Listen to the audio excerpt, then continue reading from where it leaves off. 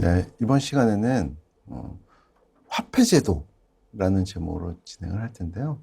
화폐제도에 대한 얘기를 할 때는 중앙은행이라고 하는 것하고 이제 연결해갖고 많이 얘기를 할 거예요.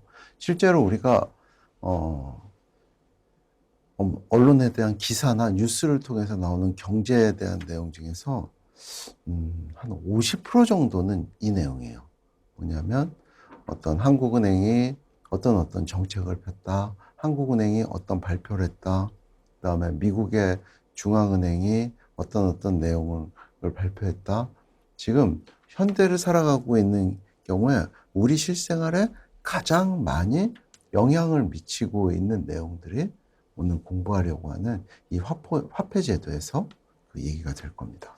먼저 정책이라는 측면에서 재정정책과 금융정책이라고 하는 게 있는데, 재정정책은 지출 및 조세에 관한 정부의 결정이에요. 지출 및 조세라고 하는 거는 뭐 뒤에 얘기지만 조세부터 얘기하면 내가 세율을 인상하겠다. 그러면 어떻게 돼요? 세율을 인상하면은 정부가 세금을 더 많이 걸어드리게 되죠. 정부가 세금을 많이 걸어드리게 되면 개인은 소비 여력이 줄어들게 되죠. 네? 소득에서 세금을 많이 내게 되니까. 그렇죠? 그래서 경기에는 상대적으로 부정적인 영향이 있을 거예요. 그렇죠? 경제 활동의 어떤 그 바퀴가 좀 작아지는 역할을 할 테니까요. 반면에 소득세율을 낮추겠다.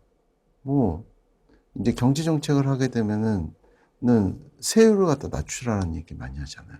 그럼 경제 활동이 더 원활하게 돌아간다. 반면에 그러면은 정부가 복지라든가 아니면 다른 정책에 쓸 예산이 좀 줄어들게 되겠죠. 그런 게 어떤 재정 정책이고요. 또 하나가 정부가 세금과 상관없이 채권을 발행해 갖고, 정부가 채권을 발행하는 게 정부가 돈을 빌리는 거잖아요. 정부가 채권을 발행해 가지고 뭔가 투자를 하겠다.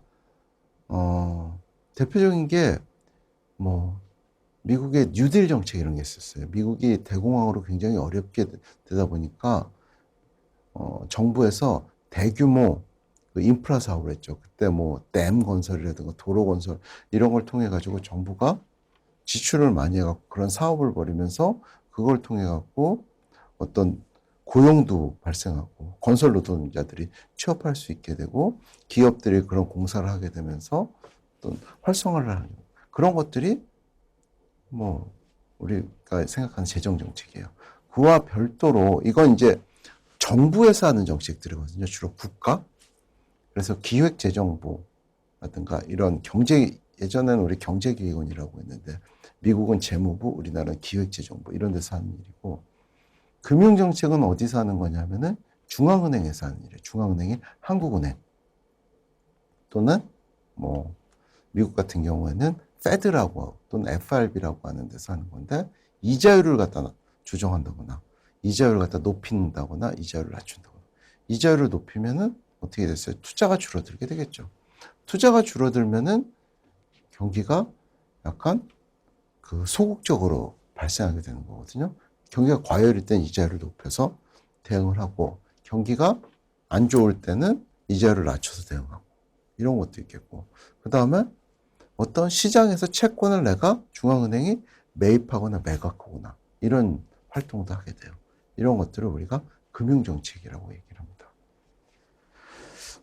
이런 얘기가 있었어요. 좀 과장된 면이 있다, 없지 않아 있다라고 볼 수도 있는데, 태초일에 세 가지 큰 발견이 있는데, 그게 불과 바퀴와 중앙은행이다. 불, 뭐 잘 알겠죠. 불이 있음으로 인해 가지고 인간의 어떤 역사가 바뀌었죠. 불이 있음으로 인해서 기타 우리가 어떤 음식을 익혀 먹게 되고, 그리고 안전을 위해서 사람의 건강이 늘어나게 되고 수명이 늘어나게 되면서 인류가 이렇게 발전하게 된 거잖아요. 그다음 화폐에 의해 가지고, 이 수레에 의해 가지고 바퀴가 발생되면서 이동이 원활해지고 그런 것들이 있었죠. 그 전에 바퀴가 없을 때는 뭐였어요? 짐승, 말이라든가